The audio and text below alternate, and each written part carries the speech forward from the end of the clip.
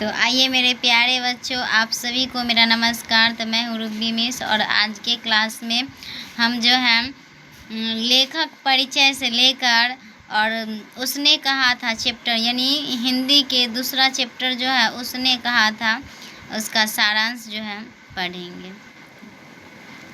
उसने कहा था पाठ के लेखक कौन है? तो चंद्रधर शर्मा गुलेरी है। चंद्रधर शर्मा गुलेरी का जन्म 7 जुलाई 1883 ईस्वी जयपुर में हुआ था। देखिए, उसने कहा था पाठ के लेखक अगर पूछा जाए जो कौन है तो चंद्रधर शर्मा गुलेरी जी हैं। चंद्रधर शर्मा गुलेरी जी का जन्म 7 जुलाई 1883 में जयपुर राजस्थान में हुआ था। चंद्रधर शर्मा गुलेरी गुलेर नामक कांगड़ा हिमाचल प्रदेश के मूल निवासी थे। देखिए, एक होता है जन्म स्थान और एक होता है निवास स्थान, जहाँ पे व्यक्ति क्या करते हैं, निवास करते हैं। तो इनका जो जन्म स्थान था जयपुर राजस्थान था, बट ये रहते थे गुलेर नामक कांगड़ा हिमाचल प्रदेश में। लेखक का निधन जो है 12 सितंबर 1922 में हुआ था।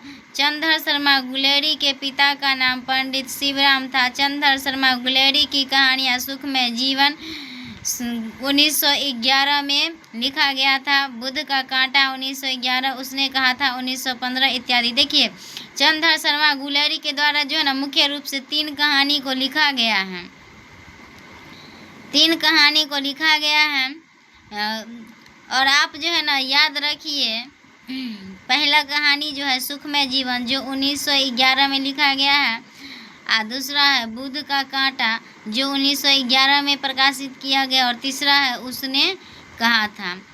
चंद्रधर शर्मा गुलेरी का निबंध कछुआ धर्म, मरोसी, मोही, कुठा, पुरानी हिंदी, भारत व संस्कृत की टिप्पणी, दीवाना, प्रिया आदि है। अंग्रेजी में a poem by Bhasa, a commentary on voice, Vatsyansh, Kamasutra, the literary criticism आदि हैं।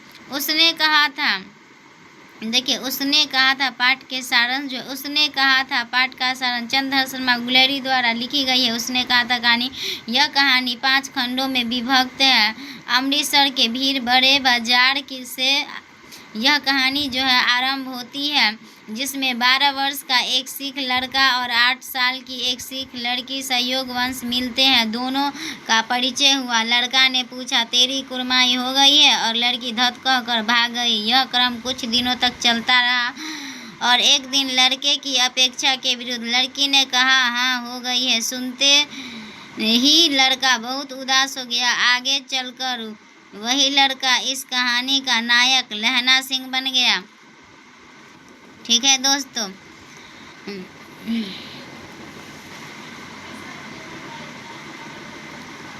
उसके साथ सूबेदार हजारा सिंह और उसका पुत्र बोधा सिंह भी करता था। देखिए, जब एक केस की पैरवी के लिए लहना सिंह घर आने लगा तो हजारा सिंह भी साथ हो लिया। लौटते समय हजारा सिंह ने लहना सिंह को अपने घर आने को कहा। लहना सिंह जब उसके घर पहुंचा तो वह अभी अचंभित हो गया। बचपन की प्रेमिका आज सूबेदारनी दिखी। दोनों ने एक दूसरे को देखा, पहचानने में देर नहीं लगी। विदा के समय सूबेदारनी ने पति और पुत्र की रक्षा के लिए आंचल फैला लिया। प्रेमिका की चाह लहना सिंह के जीवन का उद्देश्य बन गया। देखिए दोस्तों, वो होता है ना जो बचपन का प्यार इंसान कभी नहीं भूलता है। तो वही देखिए, वही 8 साल की लड़की जो अमृतसर के बड़े बाजार में मिली थी लहना सिंह को, और लहना सिंह जो है घोड़ा के नीचे टांगों वाला से जो है उसकी जान की रक्षा की थी, वही आज फिर मिले हैं 25 साल के बाद।